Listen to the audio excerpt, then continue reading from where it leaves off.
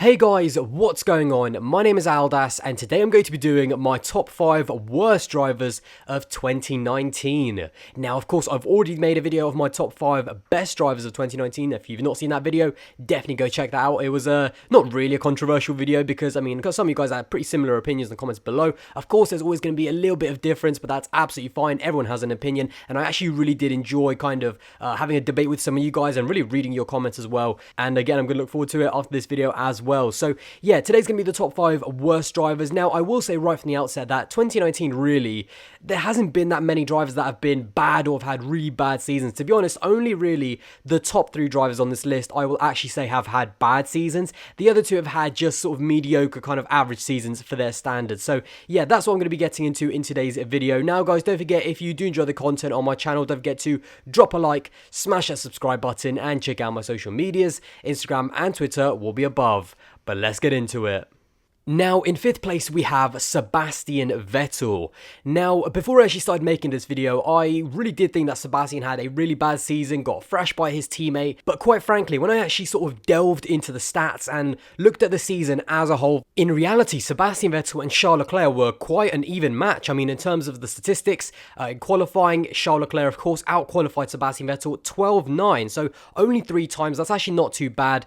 Of course, in terms of pole positions, I mean, Charles Leclerc has just been the boss in 2019. 7 pole positions to 2. In the championship, of course, Charles Leclerc also finished only actually 1 spot above Sebastian Vettel. And actually, there's only a 24-point difference. And that, by the way, is the smallest gap in the top 3 teams. And actually McLaren as well. I mean, we rave about how good of a season Lando Norris has had, but he's actually further away from his teammate than Sebastian Vettel was. So again, you know, Sebastian Vettel, he has had highlights this season. I think the Canadian qualifying, getting that pole position, kind of getting a bit of form back for him. That was great to see. Sadly, he didn't convert it into the win. And then the win in Singapore was so emotional. And it was so great to see him win, because if he had a winless season, that would have been an absolute disaster. So having said all these things, having said that, he's actually been a lot closer to his teammate than I actually thought. Why is he on this list? And the main reason is that for him, being a 4-time world champion, to get out-qualified, out-raced, get less points and have less wins and everything like that than a guy that's only in his 2nd ever season in Formula 1, that's a rookie at Ferrari,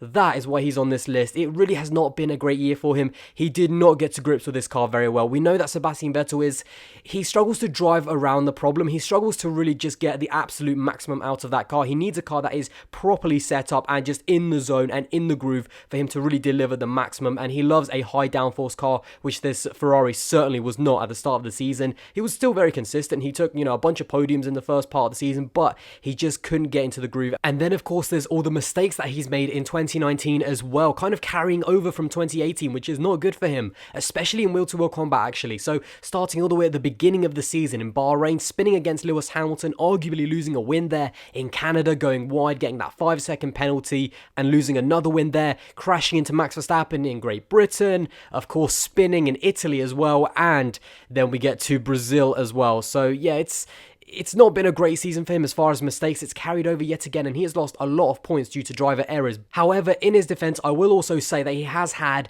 quite a bit of bad luck in terms of reliability, certainly a lot more than his teammate. Again, going through the season, he had a problem in Austria in qualifying, a weekend where Ferrari could have done quite well with him there. Again, having a very big problem in Germany, not even getting out in qualifying. Again, another weekend where Ferrari were very strong. Then we get to Russia, a complete just obviously breakdown for him when he was probably within a podium or maybe even a shot of the win there. And then of course in USA as well, a really bizarre kind of suspension failure, and again on a weekend where perhaps he could have got a podium. So again, if you kind of do a mental tally, yes, of course he was a little bit unlucky, and certainly if he didn't have those problems, he probably would have been above Charles Leclerc. However, even having said that, there's no getting away from the fact that he has still been quite underwhelming in 2019, and this was the season with Charles Leclerc coming in, with everyone saying he's the future, he is so amazing. Sebastian Vettel needed to shut all the haters and kind of just take control at Ferrari, grab this team by the scruff of the neck and kind of put Charles Leclerc to one side, but it just has not happened. 2019 has not been a bad season for him. Statistically, definitely, he's been quite consistent most of the time, and certainly it picked up after he got that win in Singapore,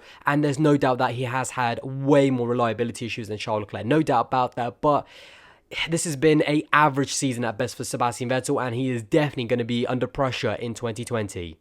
Now, in fourth place, I have Antonio Giovinazzi. Now, yet again, I do want to say, I don't think Gio has had a bad season. You do have to give him some respect to the fact that he is a rookie, despite having 2 outings that were kind of last minute in 2017. This is his rookie season, and he is up against a very difficult teammate, Kimi Räikkönen. I mean, this guy's been obviously off and on Formula 1 a little bit, but he's almost been here for like, what, 20 years? So, yeah, I mean, not exactly an easy teammate to go up against in your debut season. And as much as of a bad start as Antonio Giovinazzi did have, he was not doing so well in qualifying. The gap was also quite big at the start of the season. He wasn't scoring that many points. He has made progress, and that is why I can't really say that a rookie is a terrible driver, given the fact that he has made progress. In the second part of the season, he has been much closer to his teammate. In terms of qualifying especially, it's actually 9-12, just like it was at Ferrari with Sebastian Vettel and Charles Leclerc.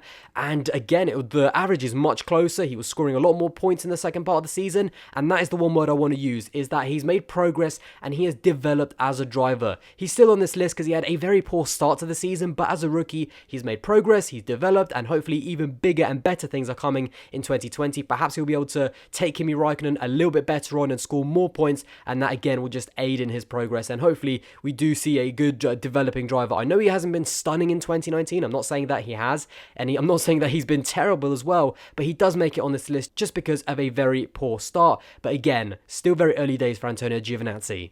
Now, next up, I have Romain Grosjean. Now, again, it's not been a very good season for Romain Grosjean, and he has had some things go against him. Again, reliability was one of them. He has had a shocking reliability record, especially compared to his teammate. And then, of course, the big one, which is the car itself. Now, there's no doubt that Haas, as a team, have had a very poor season. The car was just, it was really strange. It was there in Australia. They were doing so well in both qualifying and then even in the race, despite Romain Grosjean having an issue there.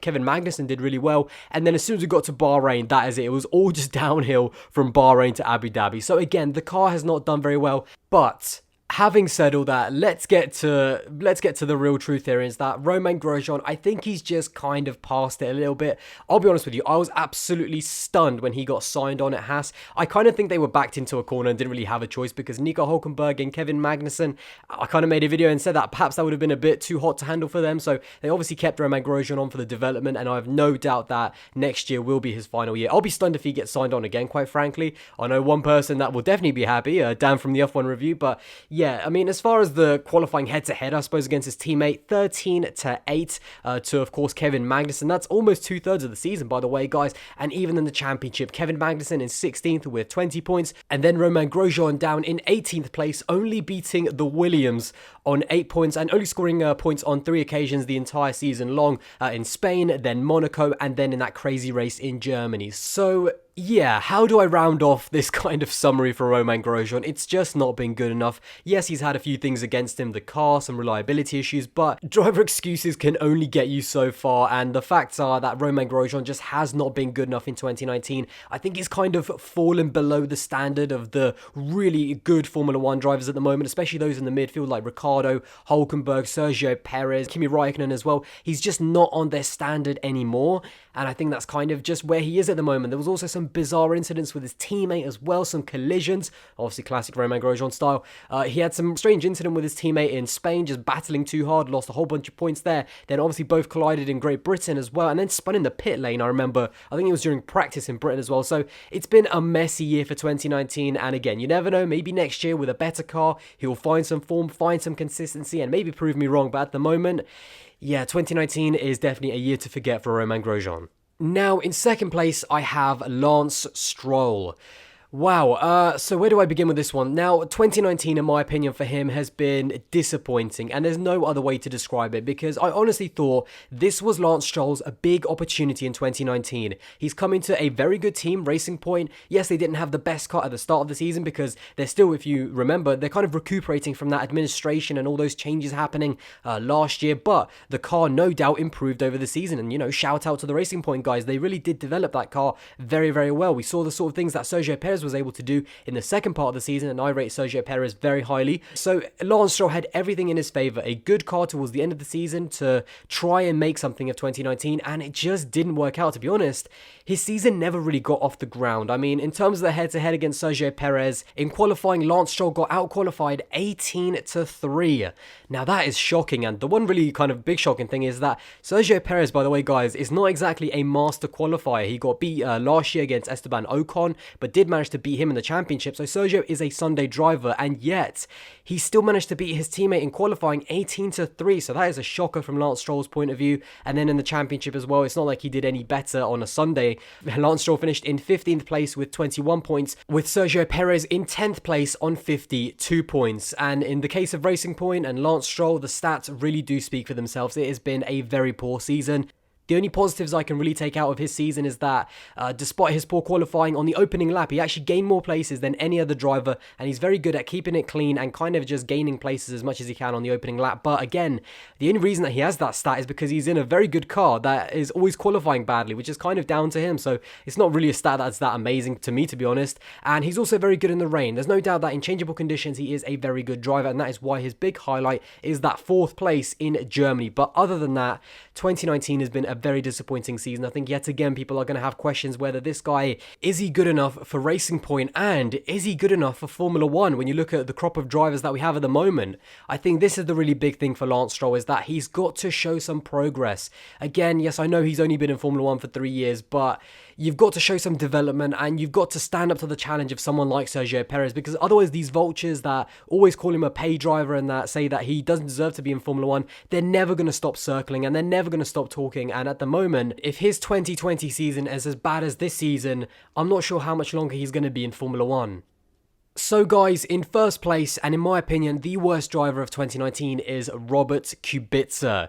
Now, this one hurts quite a lot because there's no getting away from the incredible story that Robert Kubica has, and I'm a big fan of him. Obviously, first of all, number one, it's incredible that he even came back in 2019. After that horrific injury in 2011, I have so much respect for him, and to be honest, I still am very happy that he did come back because he proved a lot of doubters wrong. But having said all that, trying not to be, too driven by emotion, you have to look at his season and say that he has been the worst driver of 2019. First of all, obviously getting whitewashed by a rookie teammate in qualifying, that's not very good. Although, funnily enough, he is number one on this list, but he's also the only driver to outscore their teammate in this entire list. Of course, he did manage to grab that one solitary point in Germany, which is Williams' only point for this year. So again, just kind of shows how bad of a season they've had. They've really been in a league of their own in terms of how poor they've been. And George Russell, I think his performance, by the way, has been massively underrated. But in terms of Robert Kubica, yes, he did score that 1 point and he does beat his teammate in the championship, but he has been very, very poor. We've seen that he's been off the pace. He has had some highlight races in Germany, obviously scoring that point, and in Monaco as well. Before he got taken out by Giovinazzi, he was actually having a really good race. And when you kind of add to the fact that he's usually only driving with one hand around Monaco, that was a very impressive performance. But other than that, yeah, it's just not been a very good season. He was usually off the pace. Obviously, qualifying has not been a very strong suit, and most of the time he has been at the back of the grid and only ever racing with his teammate, which is a shame. But again, in my opinion, although he has been the worst driver on track and the pace just has not been there, he is not the same old Robert Kubica, and the rest of the field is just way ahead of him. You have to look at his season for what it was, and it was an incredible achievement to even come back into Formula 1 after that horrific injury and to still be competing and racing. So although I don't think it's been a great 2019 season, it's definitely been memorable, and there's no doubt that he has nothing to be ashamed of. So yeah, thank you so much to Robert and Williams, but sadly he is the worst driver, in my opinion, of 2019. Well, there you go. That is my video on the top 5 worst drivers of the 2019 season. Now, let me know in the comments below what your top 5 is, and comment as well on my list. Do you agree with it? Do you not agree with it? I am very much looking forward to seeing what you guys think in the comments below. Anyway, if you did enjoy this video, don't forget to drop a like, smash that subscribe button, and check out my social medias. Instagram and Twitter will be above, and I'll see you in the next one. Bye, guys.